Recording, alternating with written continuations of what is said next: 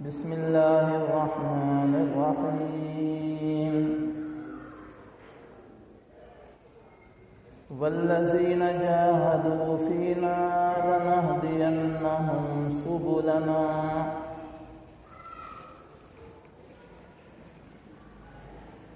محترم بزرگوں اور دوستوں، قرآن شریف کی ایک آیت پڑھی گئی ہے، اس کا ترجمہ یہ ہے کہ جو انسان جستجو کرتا ہے یعنی تلاش کرتا ہے تو اللہ تبارک و تعالی اس کو راہ ہدایت اور صراط مستقیم پر چلا دیتے ہیں۔ مطلب یہ ہے، جیسا کہ ایک مثل مشہور ہے کہ ڈھونڈنے سے تو خدا بھی مل جاتا ہے۔ جب انسان جستجو کرتا ہے اور تگ و دو کرتا ہے تو اللہ تبارک و تعالی اس کو سیدھا راستہ بتا دیتے ہیں۔ حضرت مولانا عبد القادر جیلانی رحمۃ اللہ علیہ، جنہوں نے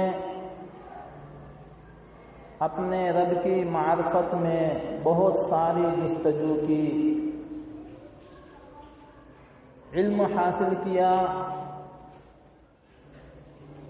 اور علم حاصل کرنا ہر انسان کی ضرورت ہے۔ اگر انسان دنیا کے اندر آتا ہے اور اس کو علم نہیں ہے تو وہ انسان جاہل کہلاتا ہے۔ کتنا بھی علم ہو وہ تھوڑا ہے، لیکن ہر انسان کے پاس کچھ نہ کچھ علم ہونا چاہیے۔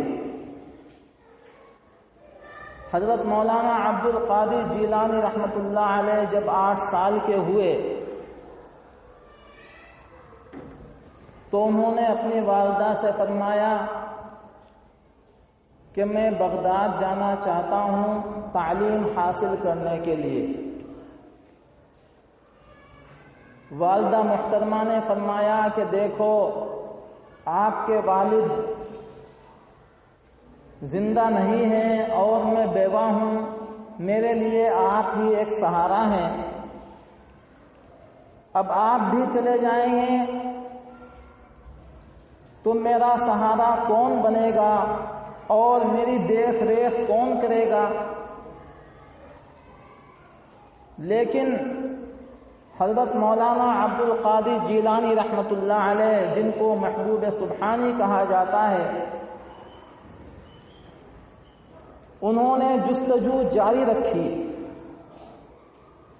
اور بار بار اپنی والدہ سے کہتے رہے، یہاں تک کہ ان کو نیند آ گئی اور وہ سو گئے اور والدہ بھی سو گئی۔ صبح میں والدہ اٹھی اور اٹھ کر کے اپنے بچے سے فرمایا کہ جاؤ، تم علم حاصل کرنے کے لیے جاؤ۔ تو حضرت کہنے لگے کہ والدہ محترمہ، آپ تو انکار کر رہی تھی، پھر آپ کو کیا ہو گیا کہ آپ صبح ہی اٹھ کر کے مجھے کہنے لگی؟ تو والدہ محترمہ نے فرمایا کہ میرے خواب میں پیارے آقا محمد عربی صلی اللہ علیہ وسلم تشریف لائے اور انہوں نے فرمایا کہ تیری حفاظت کرنے والا اللہ تبارک و تعالی ہے، تو اپنے بیٹے کو علم حاصل کرنے کے لیے بغداد بھیج دے۔ یہ خواب حضرت مولانا عبد القادر جیلانی رحمۃ اللہ علیہ کی والدہ محترمہ کو آیا، اور اس خواب کے آنے پر ان کی والدہ فوراً ہوشیار ہو گئی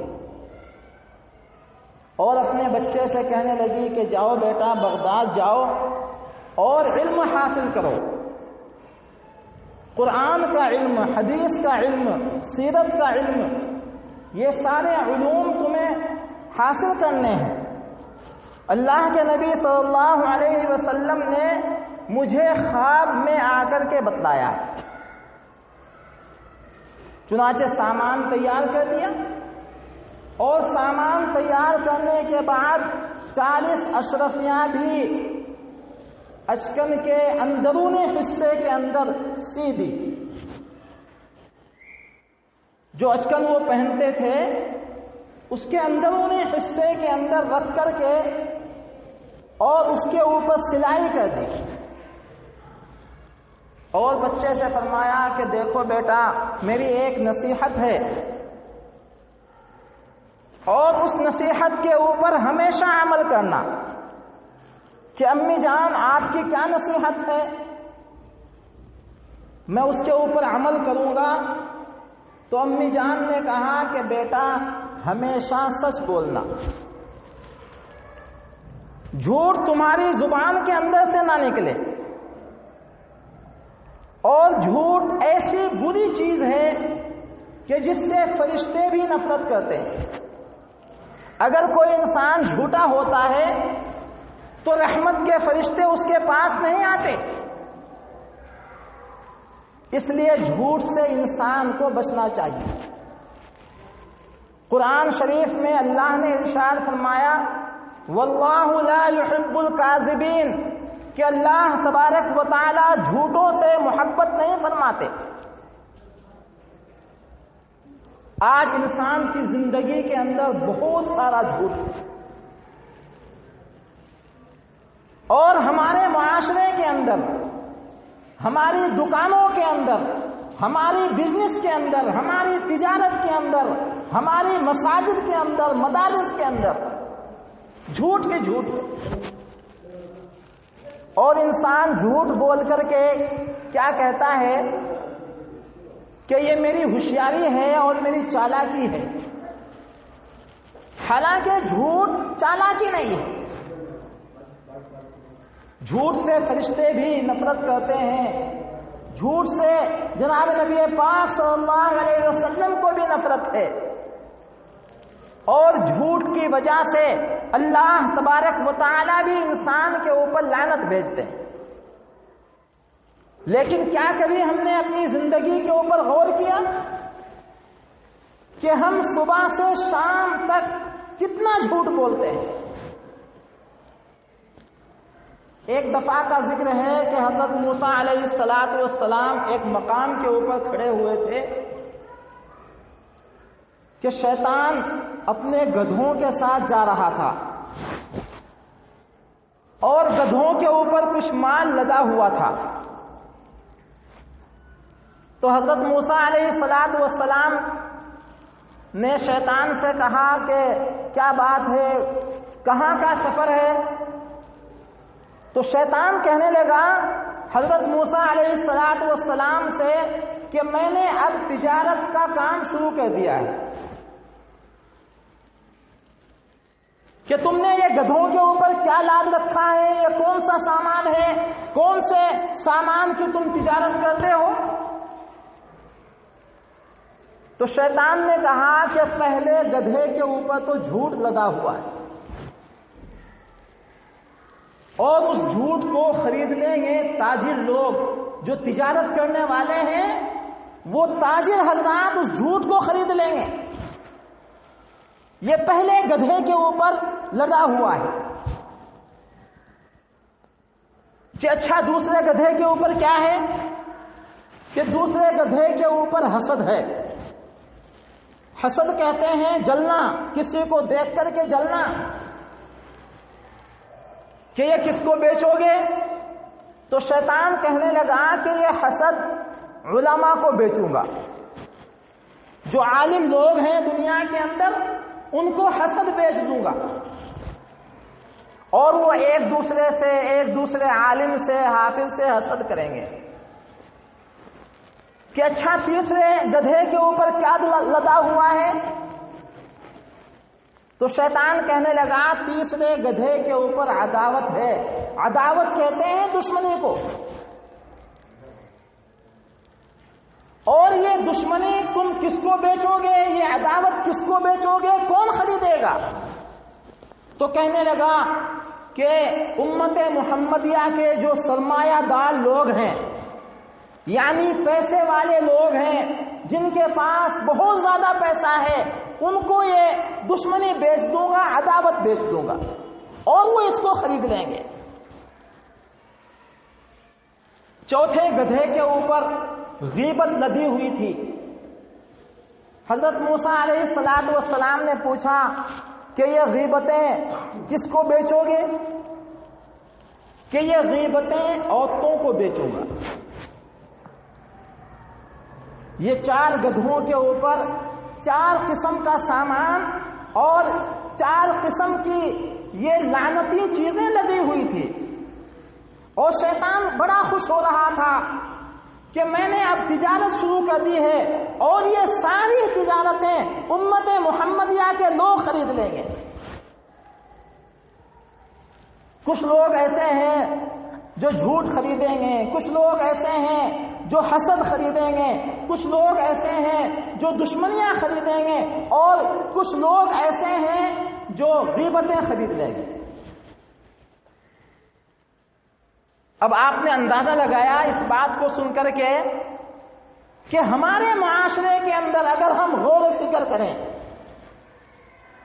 اور ذرا گہری نظر سے دیکھیں تو ہمیں معلوم ہوگا کہ امت محمدیہ کا سب سے جھوٹا طبقہ جو ہے وہ تجار کا طبقہ ہے۔ جھوٹ بول کر کے تجارتیں کرتے ہیں کہ میں نے یہ سامان جو ہے اتنے میں خریدا ہے۔ بھائی تم کو کون پوچھ رہا ہے اتنے میں خریدا ہے؟ آپ کیوں جھوٹ بول رہے ہیں؟ اس لیے جناب نبی پاک صلی اللہ علیہ وسلم نے ارشاد فرمایا کہ تم نفع کے اندر بیچو، 10 روپیہ نفع رکھو، 100 روپیہ رکھو، 200 روپیہ رکھو۔ جو معاشرے کے اندر نفع چل رہا ہے اس قسم کا نفع رکھ کر کے بیچو، لیکن گراہک کو یہ مت بولو کہ میں نے اتنے میں خریدا ہے، اور یہ جھوٹ ہو جاتا ہے۔ کیونکہ انسان کو 50 روپے کا اگر سامان بیچنا ہے تو وہ اس کو کہے گا کہ 40 میں خریدا ہے، حالانکہ خریدا ہوتا ہے 25 روپے کے اندر۔ اس لیے جناب نبی پاک صلی اللہ علیہ وسلم نے جھوٹ بولنے سے منع فرمایا، نفع کمانے سے منع نہیں کیا۔ نفع کماؤ، ہزاروں روپے کماؤ، سینکڑوں روپے کماؤ۔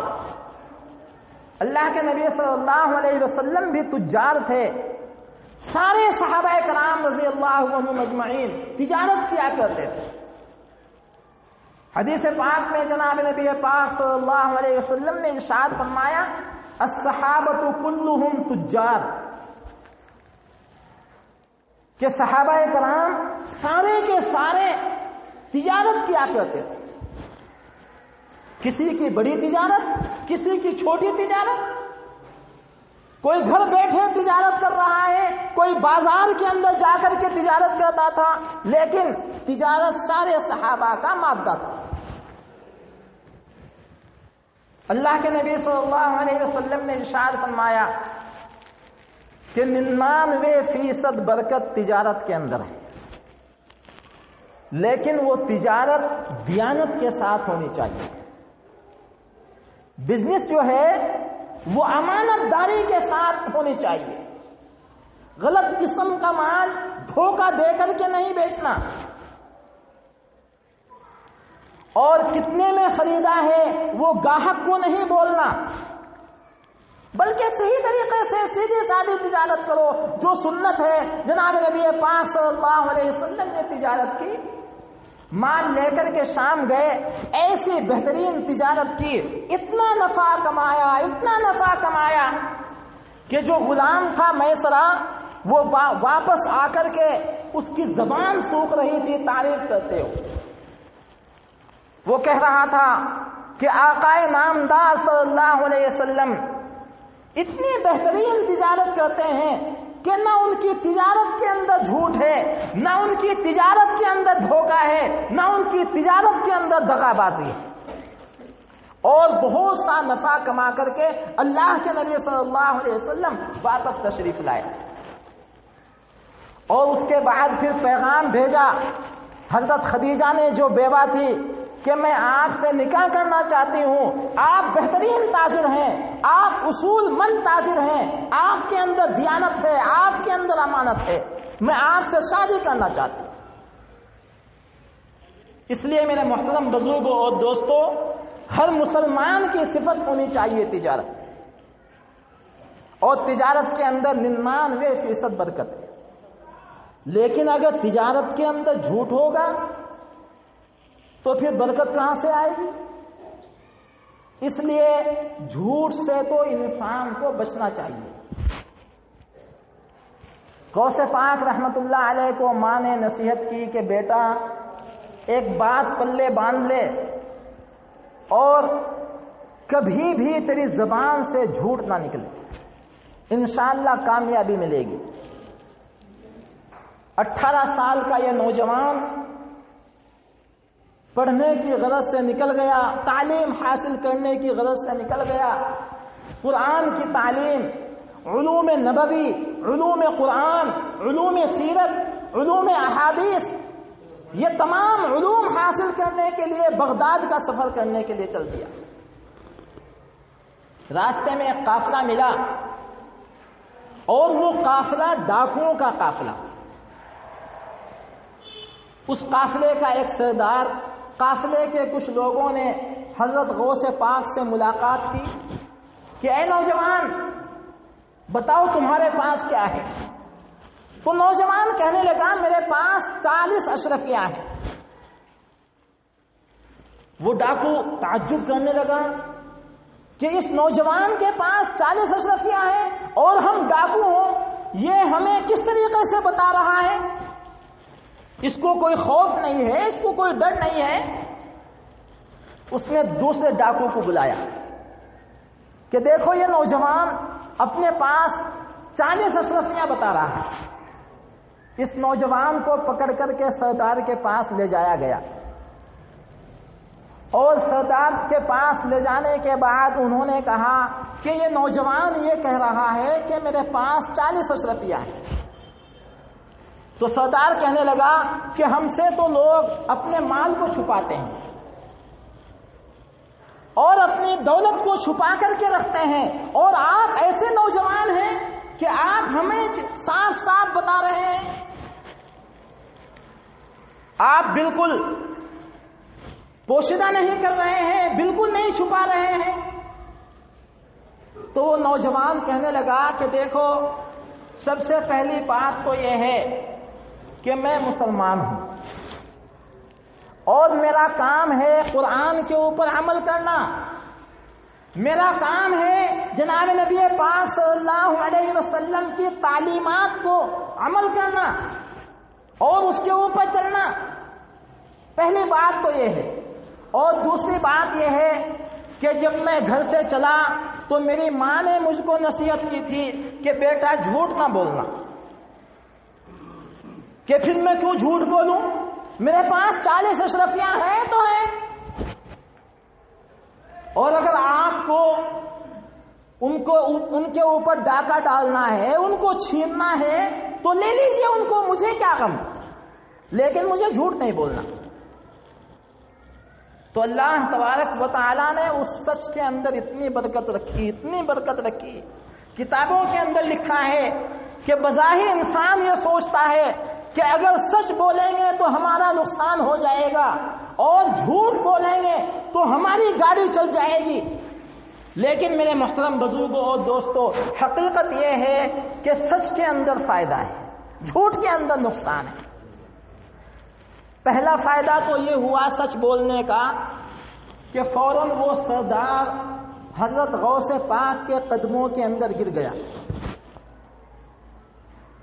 اور یہ کہنے لگا کہ ہماری عمر ہو گئی، ہم بوڑھے ہو گئے، لوگوں کا مال چھینتے ہوئے، لوگوں کو دھوکہ دیتے ہوئے، گھروں کے اندر ڈاکے ڈالتے ہوئے، چوریاں کرتے ہوئے، جھوٹ بولتے ہوئے ہماری زندگیاں پوری ہو رہی ہیں اور ہم بوڑھے ہو رہے ہیں، اور آپ نوجوان ہیں، آپ نے سچ کو اپنا لیا ہے، ہم بھی اب سے سچ بولیں گے۔ کتابوں کے اندر لکھا ہے کہ وہ ڈاکوؤں کا پورا قافلہ اور وہ سردار بھی حضرت غوث پاک کے ہاتھ کے اوپر بیعت ہو گیا اور ایمان کے اندر آ گئے وہ سارے کے سارے لوگ. تو ایک سچ سے اتنا فائدہ ہوا, ایک سچ سے اتنا فائدہ ہوا. اگر حضرت غوث پاک جھوٹ بول دیتے تو کیا ہوتا؟ کیا ان کے نصیب میں ایمان لانا ہوتا؟ کیا ان کے نصیب میں توبہ ہوتی؟ ہم مسلمان، ہم ان کا نام لیتے ہیں، ان سے محبت کے دعوے کرتے ہیں، غوث پاک کے نام سے معلوم نہیں کیا کیا کرتے ہیں، لیکن ہم نے اپنی زندگی کو کبھی کنگھال کر کے دیکھا ہے کہ ہماری زندگی کے اندر کتنا جھوٹ ہے، ہماری زندگی کے اندر کتنا فریب ہے. بڑے سے بڑا حاجی، بڑے سے بڑا داڑھی والا، اس کے اندر فریب ہے. نمازی ہے، اس کے اندر فریب ہے. ہر نوجوان کی یہ شکایت آپ بھی سنتے جائیے کہ اکثر نوجوانوں کو یہ کہتا ہوا سنا گیا ہے، اور ہمارا خود بھی تجربہ ہے. میرے ساتھ بھی بہت سے لوگوں نے جن کے چہرے کے اوپر داڑھیاں ہیں اور جو نمازی ہیں انہوں نے دھوکہ دیا. ایک صاحب کو میں نے پاسپورٹ بنانے کے لیے اپنے بچوں کے لیے 10,000 روپے دیے، اور رمضان کے فوراً بعد 2 سال ہو گئے، تاریخ متعین کر دی اس ایجنٹ نے. بظاہر نمازی، جماعت کا کام لگاؤ، جماعت کے کام کے اندر لگا ہوا ہے، منبر کے اوپر بیٹھ کر کے خطبہ دیتا ہے. تاریخ متعین کر دی. میں نے اپنے بچوں کو کہہ دیا کہ آپ چھٹی لے لیجئے اس تاریخ کو، لیکن اس کا کوئی فون نہیں آیا. ہم لوگ فون کرتے رہے. صبح میں جو تاریخ متعین تھی اس روز اس کا فون آیا اور کہنے لگا کہ حضرت اس مہینے کی تاریخ نہیں ہے، وہ تو اگلے مہینے کی 9 تاریخ. میں نے سبھی سمجھ گیا یہ فراڈ ہے اور یہ ہمیں دھوکہ دے رہا ہے. اس کے بعد ویسا ہی ہوا. ان 10,000 میں سے تقریباً 3 سال ہو گئے، ہمارے پاسپورٹ بھی بن گئے، لیکن بڑی مشکل سے 5,000 روپے واپس آئے. ابھی بھی 5,000 روپے اسی کے پاس. کس کی حالت ہے یہ؟ چہرے کے اوپر داڑھی ہے، نمازی ہے اور گشت کرتا ہے اور منبر کے پاس بیٹھ کر کے لوگوں کو گشت والے دن خطبہ دیتا ہے، سمجھاتا ہے. یہ اس کی حالت ہے. تو میرے محترم بزرگوں اور دوستوں، صرف نماز پڑھ لینے سے انسان عابد نہیں بن جاتا، صرف نماز پڑھ لینے سے انسان عبادت گزار نہیں بن جاتا. معاشرے کے اندر اور بھی بہت ساری چیزیں، اپنے بیوی بچوں کے حقوق ہیں، معاشرے کے حقوق ہیں، جھوٹ نہیں بولنا ہے، رشوت نہیں لینا ہے، سچ کو اپنانا ہے. یہ سارے کے سارے طریقے جب انسان ان کے اوپر عمل کرتا ہے تب وہ بنتا ہے عبادت گزار. حضرت غوث پاک نے صرف نمازیں نہیں پڑھی، حضرت غوث پاک نے بہترین بزنس بھی کی ہے. آپ سوچتے ہوں گے کہ حضرت غوث پاک کوئی فقیر قسم کا آدمی ہوگا، کوئی ایسا ولی اللہ ہوگا جس کے تن کے اوپر کپڑے بھی نہیں ہوں گے. میں آپ کو بتاؤں، اتنے بڑے مالدار حضرت غوث پاک رحمت اللہ علیہ، اتنے بڑے مالدار. جہاز آتے تھے حضرت کے، مال سے لدے ہوئے جہاز، بحری جہاز. اس زمانے میں صدیوں سال پرانی بات ہے. ہم لوگ کیا مالدار ہیں، اتنے بڑے مالدار حضرت غوث پاک رحمت اللہ علیہ. اور یہ ان کو جو مالداری ملی یہ ان کی عبادت کی وجہ سے ملی. اور عبادت میں نے کہا کہ صرف نماز پڑھنا نہیں، بلکہ جناب نبی پاک صلی اللہ علیہ وسلم کے بتائے ہوئے سارے طریقوں کے اوپر عمل کرنا ہے. کسی کا حق نہیں ماننا ہے، جھوٹ نہیں بولنا ہے اور گالی نہیں دینا ہے، شراب نہیں پینا ہے. حقوق کی ادائیگی ہمارے معاشرے کے اندر ہونی چاہیے، تب ہم جا کر کے عبادت گزار بنتے ہیں. حضرت غوث پاک رحمت اللہ علیہ بہت بڑے تاجر، اتنے بڑے تاجر کہ بحری جہاز آ رہے ہیں سامان سے لدے ہوئے، لیکن انہوں نے کبھی بھی دل کے اندر مال کی محبت نہیں رکھی۔ ایک دفعہ کا ذکر ہے کہ ایک ایلچی آیا اور آ کر کے کہنے لگا کہ حضرت آپ کا تو جہاز جو سامان کا لدا ہوا آ رہا تھا وہ تو دریا کے اندر ڈوب گیا ہے۔ حضرت خطبہ فرما رہے ہیں اور خطبہ فرماتے ہوئے حضرت نے گردن جھکائی، اور گردن جھکانے کے بعد جب اٹھائی تو ان کی زبان سے نکلا الحمدللہ۔ پھر اس کے بعد تھوڑی دیر کے بعد پھر ایک ایلچی آیا اور آ کر کے کہنے لگا کہ حضرت آپ کا جو بحری جہاز تھا سامان سے لدا ہوا وہ صحیح سالم کنارے تک پہنچ گیا ہے، وہ تو کسی اور کا ڈوبا ہے۔ حضرت نے پھر گردن جھکائی اور پھر گردن اٹھا کر کے فرمایا الحمدللہ۔ تو لوگوں نے پوچھا کہ حضرت نقصان کی خبر سنی تب بھی الحمدللہ، نفع کی خبر سنی تب بھی الحمدللہ، آخر کیا مانگ رہا؟ کہ میں نے نقصان کی خبر سن کر کے اپنے دل کو دیکھا کہ دل کہیں غفلت کے اندر تو نہیں آ گیا ہے، خدا کو تو نہیں بھول گیا ہے۔ نقصان کی خبر سن کر کے آج کسی کو نقصان ہو جاتا ہے تو عبادتیں چھوڑ دیتا ہے، بڑے سے بڑا عبادت گزار مسجد کے اندر آنا چھوڑ دیا۔ اگر اس سے پوچھا گیا کہ بھائی کیا بات ہے کیوں نہیں آ رہے ہو، کہ نہیں تھوڑا معاملہ ہو گیا ہے، الجھ گیا ہوں، تھوڑا نقصان ہو گیا ہے، اس وجہ سے میں نے چند دن کے لیے نماز چھوڑ دی ہے، مسجد میں آنا جانا چھوڑ دیا ہے۔ تو اگر ہم نفع کی خبر سنیں تب بھی ہمارا دل اللہ کے ساتھ لو لگا کر کے رکھتا ہوا ملنا چاہیے، اور اگر ہم نقصان کی خبر سنیں تب بھی ہمارا دل جو ہے اللہ کی طرف لو لگائے ہوئے ہونا چاہیے۔ اس وجہ سے حضرت غوث پاک رحمت اللہ علیہ نے نفع کی خبر سنی تب بھی جو ہے الحمدللہ کہا، کیونکہ ان کا دل اللہ کی طرف لو لگائے رکھا ہوا تھا۔ اس لیے میرے محترم بزرگوں اور دوستوں، یہ پیسہ، یہ دولت اور یہ دنیاوی اشیاء، ان کو جو ہے آپ حضرات اور ہم سب مسلمان ہاتھوں کے اندر رکھیں۔ دل جگہ ہے اللہ تبارک و تعالیٰ کی محبت کو رکھنے کے لیے، دل جگہ ہے اللہ کے رسول کی محبت کو رکھنے کے لیے۔ اگر ہم نے ان تمام چیزوں کو اپنے دل کے اندر جگہ دے دی تو پھر محبت اللہ کی، اللہ کے نبی کی محبت، اولیاء اللہ کی محبت وہ نکلتی ہوئی چلی جائے گی اور پیسے سے بہت زیادہ محبت ہو جائے گی۔ میں یہ نہیں کہہ رہا ہوں کہ آپ حضرات اور ہم سب مسلمان بڑے سے بڑا مالدار نہ بنے، خوب کوشش کیجئے مالدار بنیے۔ مالدار بننے کی تعریف اللہ نے بھی کی ہے، جناب نبی پاک صلی اللہ علیہ وسلم نے بھی کی ہے۔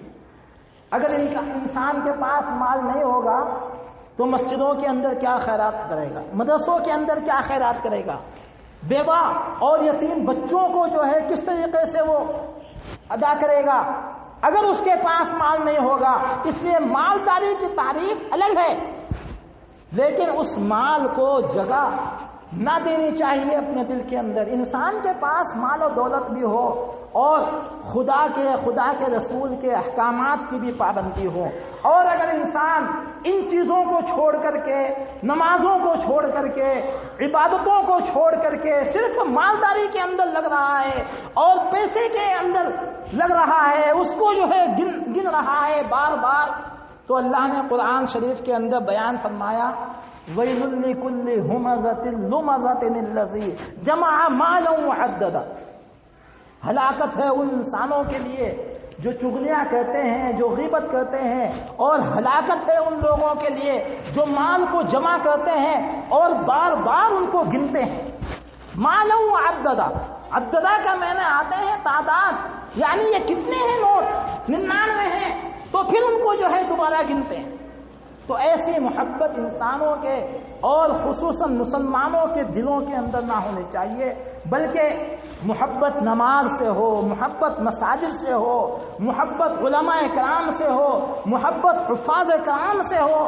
ایسی محبتیں دلوں کے اندر ہونی چاہیے، اور یہ دولت اور یہ دھن اور یہ مالداری، یہ تمام کی تمام چیزیں ہاتھوں کے اندر ہونی چاہیے۔ اللہ سے دعا ہے کہ اللہ تبارک و تعالی کہنے سننے سے زیادہ عمل کی توفیق عطا فرمائے۔ آمین وآخر دعوانا الحمدللہ رب العالمین۔ جن حضرات نے سنتیں نہیں پڑھی وہ سنتیں پڑھی۔